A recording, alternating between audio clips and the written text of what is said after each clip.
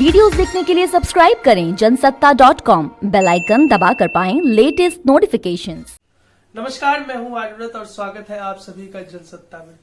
आगामी 5 राज्यों में होने वाले विधानसभा चुनावों के ठीक पहले चुनाव आयोग ने एक उम्मीदवार द्वारा अधिकतम खर्चे की सीमा को बढ़ा दिया है। ये लोकसभा चुनावों के मद्देनजर 70 लाख से बढ़ा के 95 लाख और विधानसभा चुनाव के मद्देनजर 28 लाख से बढ़ा के 40 लाख तक कर दिया है। हालांकि जो छोटे राज्य हैं उसमें जो सीमा है उसे 20 लाख से बढ़ा के 28 लाख कर दिया गया है। आगामी चुनावों को लेकर इस सीमा में बढ़ोतरी को काफी महत्वपूर्ण माना जा रहा है। चुनाव आयोग के अनुसार वो राजनीतिक दलों से काफी समय से वार्ता में थी और उसके अनुसार ही ये निर्णय लिया गया है। चुनाव में सीमा को बढ़ाने के पीछे खास तौर पर 3 कारण दिए गए हैं। सबसे पहला ये कि कोरोना काल की वजह से जो चुनाव प्रचार होगा वो डोर टू डोर ना होकर डिजिटल माध्यम से होगा और डिजिटल माध्यम में जो खर्चा होता है वो एक आम खर्चे से काफी ज्यादा होता है।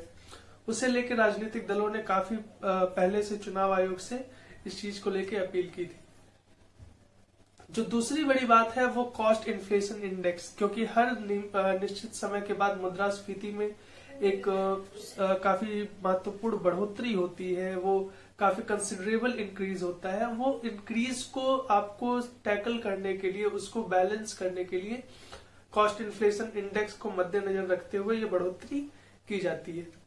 जो तीसरा बड़ा कारण है वो होती है आबादी में बढ़ोतरी। 2014 से लेकर अब तक करीब 7 सालों में ये जो इंक्रीमेंट है ये होना काफी समय से होना चाहिए था, क्योंकि अगर आप आबादी को बढ़ाते हैं, अगर आपकी आबादी बढ़ती है तो उसी हिसाब से पर वोटर किसी भी कैंडिडेट का एक्सपेंडिचर भी बढ़ता है।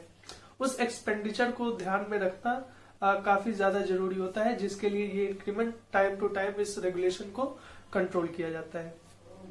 अब एक और बात जो इस चीज को लेके खास है वो ये है कि इस चुनाव में इस खर्चे का क्या असर होगा और जो महत्वाकांक्षा लगातार बढ़ रही है, जो मनी और पावर का रोल इलेक्शंस में बढ़ रहा है, उसे देखते हुए बढ़ोतरी कितनी महत्वपूर्ण साबित होगी ये भी देखने वाली बात है। चुनाव आयोग के अनुसार और खास तौर पर जो नियम और कानून कहते हैं उसके हिसाब से इलेक्शन कंप्लीशन के 30 दिन के बाद आपको अपनी जो भी खर्चे की लागत हुई है, जो आपका पूरी लागत लगी है, उसकी एक डिटेल्ड इंक्वायरी इलेक्शन कमीशन को सबमिट करनी होती है। असल में कोड ऑफ इलेक्शन रेगुलेशन 1961 में आर्टिकल 90 जो सेक्शन है उसमें अमेंडमेंट चुनाव आयोग करेगा और इसके अनुसार हर कैंडिडेट को एक जो निश्चित खर्चा होता है वो देना होता है।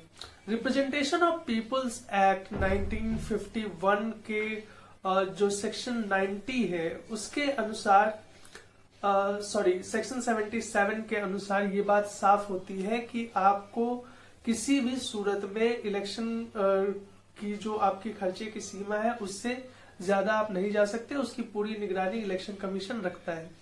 इसी एक्ट के सेक्शन 10A के अनुसार अगर आप उससे ज्यादा प्रॉब्लम्स क्रिएट करते हैं, अगर आप उस अधिकतम खर्चे की सीमा से को लांघते हैं, उसकी ब्रीचिंग करते हैं, तो फिर उस केस में आप डिस्क्वालीफाई भी हो सकते हैं और ये डिस्क्वालिफिकेशन 3 हो सकता है। अब इस बढ़ती सीमा का और इस इंक्रीमेंट का चुनाव पे क्या परिणाम होगा, और एक जो बड़ी प्रॉब्लम आ रही है, एक जो बड़ा क्रिटिसिज्म कहा जा रहा है कि खर्चे की सीमा को बढ़ाने से जो राजनीतिक दलों में गैप होता है, यानी कि जो ज्यादा अफोर्ड कर सकता है और जो उतना अफोर्ड नहीं कर सकता, उनके बीच में जो गैप क्रिएट हो रहा है ये कैसे फुलफिल होगा ये भी देखने वाली बात होगी। खैर, आपको ये वीडियो कैसा लगा और आगामी चुनावों को लेके आपको क्या कहना है ये हमें कमेंट सेक्शन में लिख के जरूर बताइए और 5 राज्यों के विधानसभा चुनावों को लेकर हर अपडेट के लिए जुड़े रहिए जनसत्ता के साथ। नमस्कार।